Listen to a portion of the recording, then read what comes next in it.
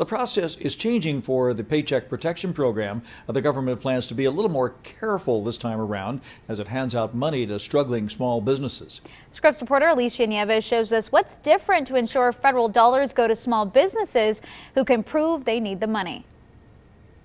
I always had a dream of starting an urban farm. Timothy Smith has spent the last few years working toward that dream, finally transitioning from being a teacher to an urban farmer last year. By October of 2019, we had a mayor's ribbon cutting with Mayor Marty Walsh. We Grow Microgreens was off to a great start. The new neighborhood greenhouse had quick demand for its more aromatic and nutrient-packed vegetables. A half dozen part-time workers were hired, with plans to make them full-time soon.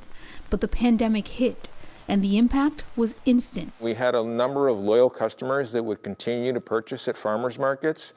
That being said, a large percentage of our customers were restaurants. We lost a lot of that business. The Boston-based small business applied for a PPP loan under the CARES Act and was surprised to only get approved for $810. Even more surprised to see large businesses getting millions. In fact, data released by the Small Business Administration shows more than $250 billion went to larger than intended businesses. I just hope that in the next round, they really consider some of the upstarts like us and some of the very small businesses that also need to survive. Well, I'm optimistic that this money will get out relatively soon and much more to companies that really need it than the last time. Todd McCracken is with the National Small Business Association and says the latest round of PPP loans has new provisions that do aim to ensure the money actually goes to more small businesses like We Grow Microgreens. For example, a business has to prove a drop in revenue in one quarter of 2020,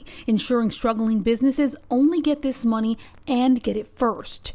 There's a provision that a business with more than 300 employees no longer qualifies for the forgivable loans, one where the government has lowered the maximum loan amount to $2 million, and a new rule that larger chains no longer qualify for PPP money. The other thing they've done that we're not sure how it's going to play out is they've done set-asides for small companies. So there's a pool of money specifically for companies with fewer than 10 employees that only they can tap. If new provisions work as intended, small businesses like this urban farm to millions more around the country can rehire workers, move part-timers to full-time, and help employees who have also struggled through this pandemic. I'm Alicia Nieves reporting.